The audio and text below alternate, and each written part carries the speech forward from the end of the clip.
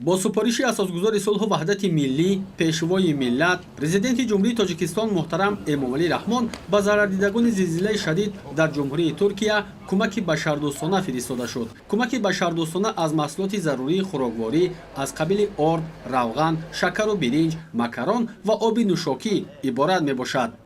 агентии захираҳои моддии давлатии назди ҳукумати ҷумҳурии Тоҷикистон ҷиҳати расонидани кӯмаки башардӯстона ба мардуми аз офати табиӣ зарардидаи ҷумҳурии Туркия молу маводҳои заруриро аз ҷумла хаймаҳо, либосҳои зимистона, катиҳо бо таҷҳизотҳояш, маводҳои санитарӣ, маводи хӯрока ва оби ошомиданиро омода намудааст. Молу маҳсулотҳои зикр гардида тавассути тайёра ба ҷумҳурии Туркия интиқол дода мешаванд, ки барои беҳдошти шароити зарардидагон дастрас карда мешавад. дар баробари ин ба мардуми аз офати табиӣ зарардидаи музофоти гуногуни ҷумҳурии Туркия либосу пояфзоли зимистона, хайма, курпаю болишт, кати хоб, ҷилди ҷиҳози хоб, рӯйпӯшҳои пашмин, зарфҳои алюминӣ, ҷиҳози хӯрокхӯрӣ, ниқобҳои муҳофизатӣ ва маводи антисептикӣ дастрас карда мешавад.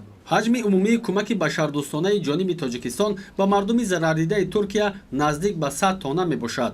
дар баробари ин бо дастури президенти ҷумҳурии Тоҷикистон гурӯҳи наҷотдиҳандагони кумитаи ҳолатҳои фавқулода ва мудофиаи гражданӣ назди ҳукумати ҷумҳурии Тоҷикистон ба ҷумҳурии Туркия иборат аз 50 нафар наҷотдиҳандагони бо таҷриба, ҷарроҳ ва духтур шикастабанд фиристода шуд.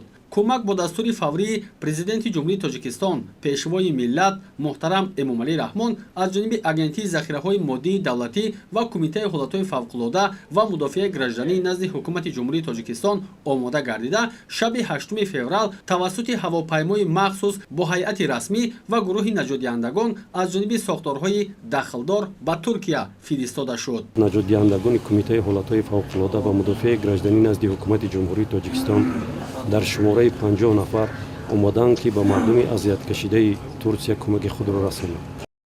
дар ин рӯзҳои фалокатбор барои мардуми ҷумҳурии Туркия ва ғамхорию дасти кӯмак дароз намудан ба зарардидагони заминларзаи шадид дар ин давлат аз иқдомоти фаврӣ пешгирифтаи башардӯстонае мебошад, ки дар сиёсати хориҷӣ ва иҷтимоии президенти ҷумҳурии Тоҷикистон муҳтарам Эмомалӣ Раҳмон мақоми меҳварӣ дорад ва аз талошҳои пайвастаи роҳбарияти олии Тоҷикистон дар ҳалли мушкилоти ҷомеаи ҷаҳонӣ гувоҳӣ медиҳад. ба ҳолати субҳи 9 феврал теъдоди ҳалокшудагон бар асари зилзила дар ҷанубу шарқии Туркия ба 12391 нафар ва шумораи зарардидагон ба 62914 нафар расид.